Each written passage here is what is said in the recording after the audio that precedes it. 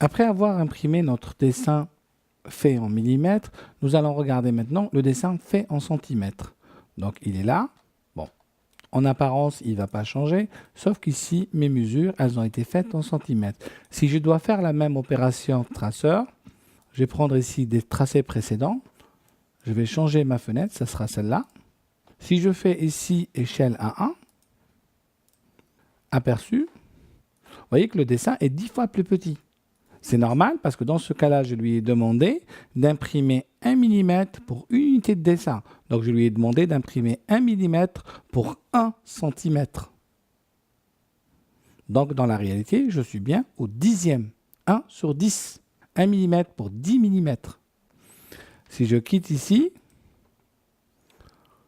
donc ici, si j'essaye 1 mm pour 10 unités de dessin, aperçu, le dessin il est encore plus petit. Parce que tout simplement, j'ai demandé 1 mm pour 10 cm. Donc c'est 1 mm pour 100 mm. Je suis au centième. Moi, ce que je voulais faire, c'est du 1-1. Revenons en arrière encore une fois. Cette fois-ci, je voudrais que 10 mm correspondent à une unité de dessin. 10 mm correspondant à 1 cm, donc 10 mm correspondant à 10 mm, on est bien sur une échelle 1, 1. Et voilà mon dessin qui sort ici à l'échelle 1, 1. Alors, toutes ces conversions que vous êtes amenés à faire dans votre vie professionnelle, si vous dessinez en millimètres, vous n'avez pas de problème, le 1 est égal à 1, le 1 dixième est égal à 1 dixième. Si vous dessinez en centimètres, pensez à convertir votre unité de dessin vers le centimètre. Si vous dessinez en mètres, pareil, faites attention.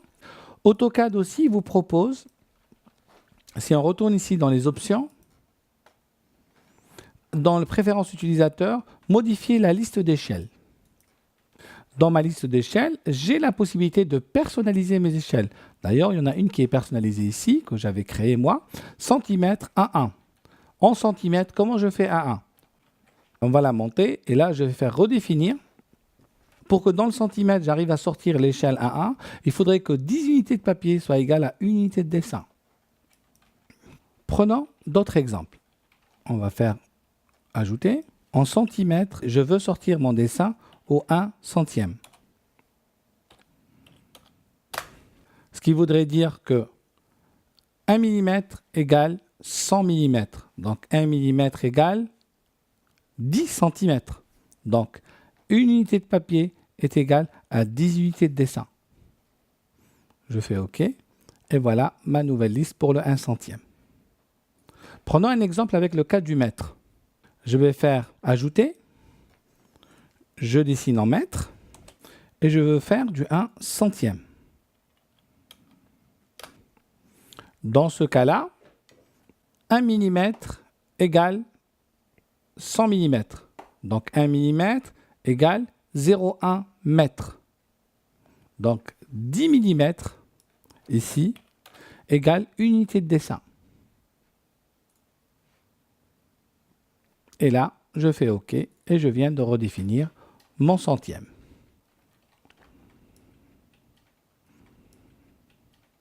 Nous avons expliqué ici la notion des échelles d'AutoCAD et surtout la personnalisation des échelles pour une meilleure productivité.